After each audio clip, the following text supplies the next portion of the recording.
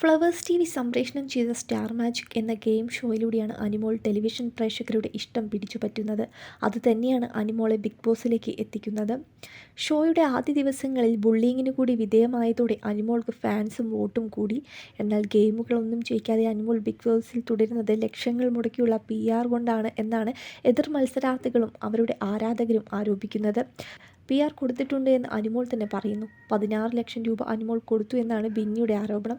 എന്നാൽ അത്രയും ഇല്ലെന്നും 50,000 കൊടുത്തിട്ടുണ്ട് അഡ്വാൻസ് ആയിട്ടെന്നാണ് അനിമോൾ തുറന്നു പറഞ്ഞിട്ടുണ്ട്. എന്നാൽ PR എന്നത് മാധ്യമങ്ങൾക്ക് പണം കൊടുത്ത് ചെയ്യുന്നതാണെന്നും അതല്ല, മറിച്ച് തൻ്റെ സോഷ്യൽ മീഡിയ പേജുകൾ കൈകാര്യം ചെയ്യാൻ മാത്രമാണ് ഏൽപ്പിച്ചിരിക്കുന്നതെന്ന് സുഹൃത്തായ വിനു പറയുന്നു. ചാനൽ തന്നെ എല്ലാ മത്സരാർത്ഥികൾക്കും PR കൊടുക്കുന്നുണ്ട്. മറ്റൊരു PRൻ്റെ ആവശ്യമില്ല. അനിമോൾക്ക് വരുന്ന നെഗറ്റീവ് കാര്യങ്ങൾ നിയന്ത്രിക്കുക എന്നതാണ് താൻ ചെയ്യുന്നതെന്ന് വിനു പറയുന്നു. പുറത്ത് അവൾക്കൊരു ജീവിതം വേണം. പുറത്ത് നെഗറ്റീവ് വരാൻ പാടില്ല എന്നേ അനിമോൾക്കുള്ളൂ. നല്ലൊരു കരിയർ ഉണ്ടാക്കണം. ഇതുവരെ വലുതായി സിനിമയിലൊന്നും വരാത്ത ആളാണ് അനു. ബിഗ് ബോസിൽ പോകാൻ താല്പര്യമില്ലാത്ത ആളായിരുന്നു അനിമോൾ. സാമ്പത്തിക പ്രശ്നങ്ങൾ കാരണം മാത്രമാണ് അനിമോൾ ബിഗ് ബോസിലേക്ക് പോയത്. 1 വർഷമായി സ്റ്റാർ മാജിക് ഇല്ല. ആൾക്ക് മറ്റു വലിയ പരിപാടികളില്ല.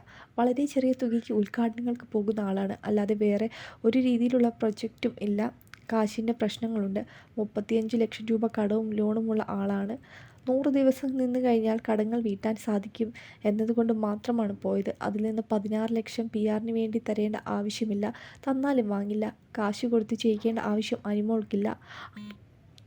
അനു അങ്ങനെ ഒരാളല്ല. PR കൊണ്ട് ജയിച്ചു എന്ന് പറയുന്നെങ്കിൽ ആ ജയം വേണ്ട എന്ന് അനിമോൾ തന്നെ പറഞ്ഞിട്ടുണ്ട്. അതാണ് PR ആരോപിക്കുന്നവർക്കുള്ള മറുപടിയെന്നും വിനു പറയുന്നു.